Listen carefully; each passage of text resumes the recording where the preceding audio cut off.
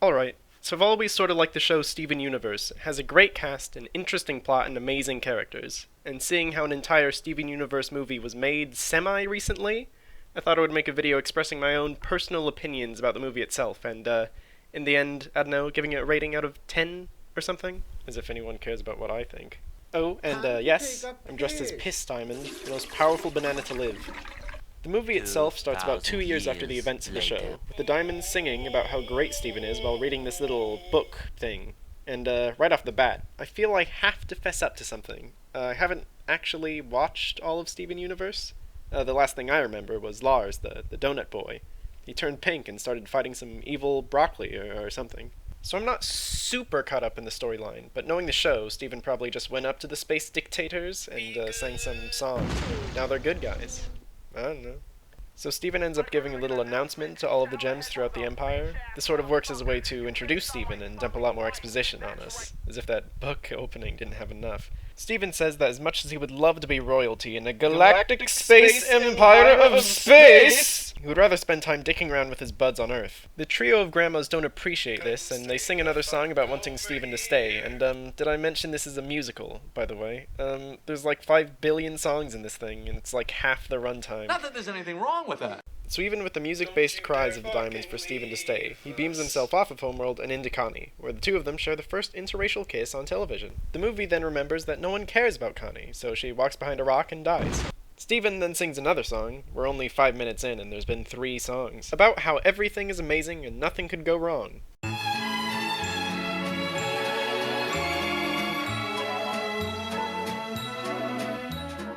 Suddenly, an evil vaccine shot, carrying the main villain of our movie, Mickey Mouse? Oswald? I guess I do mean Oswald.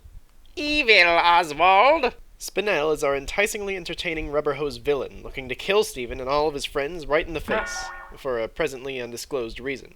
And may I just mention that Spinel's movements and general fluidity throughout most of the movie make her very entertaining to watch. Her bendy, exaggerated arms and legs make fight scenes so much better. Not to mention making fan art of her so much easier to make. God, I sound like a nerd. Through yet another song, Spinel manages to scythe her way through the main cast of heroes, save for Steven, who appears to be immune. This doesn't dampen the spirits of Princess Bubblegum, who appears to be confident that she's already won, even while being cut in half.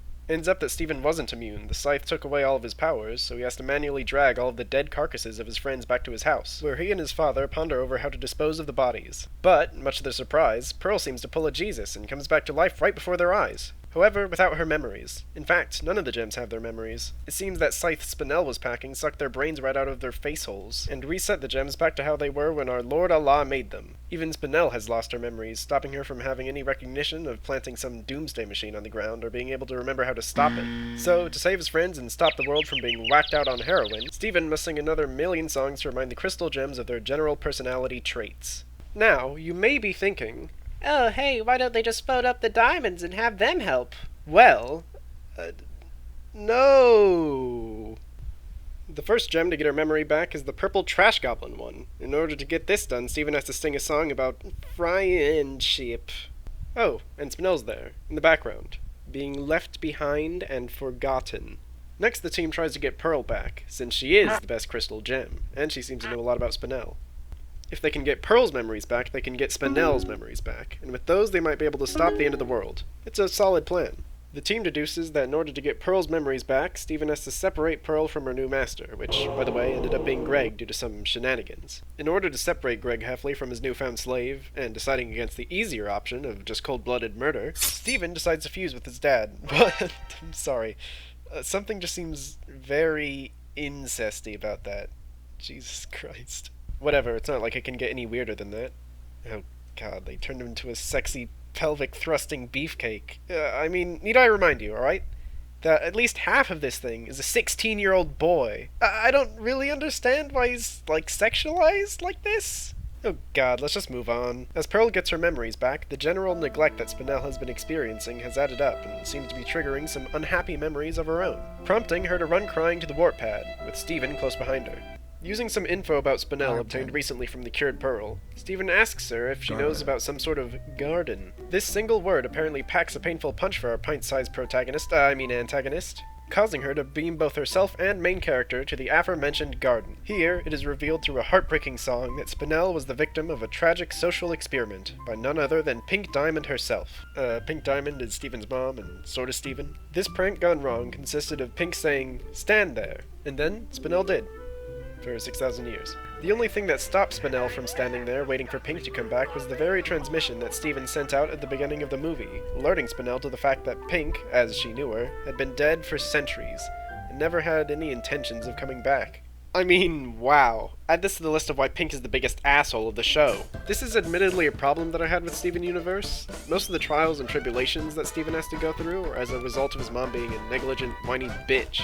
Steven is constantly cleaning up her messes. She acts more like a beyond-the-grave antagonist of the show, launching wave after wave of problems at her heroes rather than being a real character. And yet still, she's idolized by most everyone on the show. I mean, I remember this one episode where Peridot and the gang are up on, the moon, and they're looking at a schematic of how the Earth would look as a colony, and as soon as Peridot mentions how good the Earth would be as a colony, the crystal gems pounce on her like a bunch of religious zealots for blaspheming the word of rose quartz. As we know, there's only one thing that matters, and that's what Pink wants. Fuck off. What were we talking about again? Oh yeah, how Pink horrendously mistreated and neglected a gem whose sole purpose in life was to make her happy. Wow.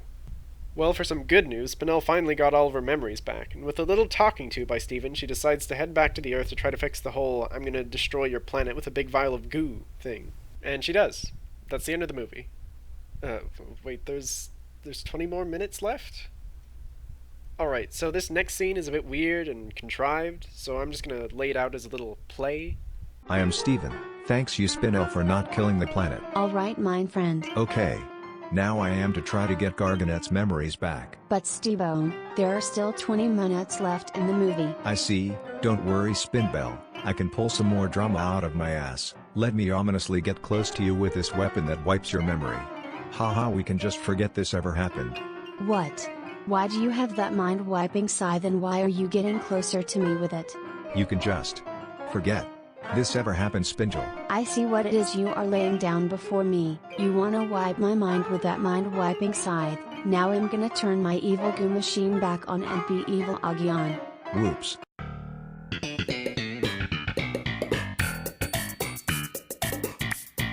Jesus Christ, that's some contrivance and a half. By the way, Steven wasn't trying to mind-wipe Spinel. He was just genuinely being weird and ominous for the sake of the story going on longer. Whatever, I guess there wouldn't really be much of a climax of the movie without some cool fight scene at the end, so I guess it was narratively necessary. Garnet ends up getting her memories back, but I don't really care. Oh, I guess there was this one bit where the music clashes in a really weird way with the imagery in her, "I have my memories back" song. I'll show this as an example of what it was basically like.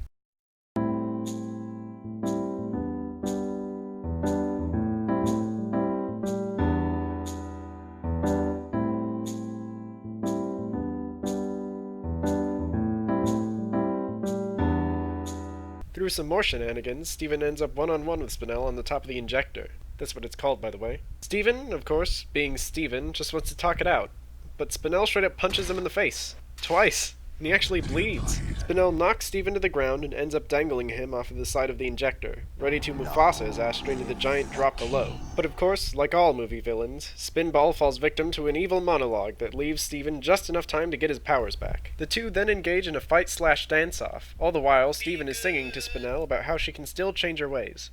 He even does that dumb boy band pose. You know the one. And fuck, despite how cheesy the entire thing is, it's also fucking amazing in every way. And guess what? This is the best part. Spinel doesn't immediately change her mind. In fact, at the end of the song, she fucking super spring punches Steven into the ground while screaming, "You can't just make everything better by singing some stupid song!" I've never had a cartoon character read my mind, but apparently Spinel's fucking psychic. It's not until after Spinel ends up destroying her own injector in her rage that she ends up being redeemed. Finally, Steven Universe showed the greatest moral message of them all. Victory can only be achieved through violence. Anyway, the injector ends up exploding, sending all of its evil, life-destroying goo all over the world, killing thousands. But that doesn't matter. What matters is the power of friendship.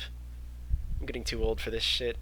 With Spinel nearly killing all life on Earth, how can she make new friends? This is a question I never really asked myself, but Steven did. Deciding that it would be best rather than teaching Spinel how to be independent and that she doesn't need validation from others to be worthwhile, he instead gives her to the galactic dictators to be used as a court jester.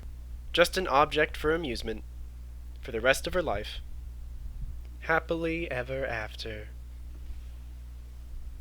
Oh yeah, I said I was gonna give this a rating out of 10 or something, right?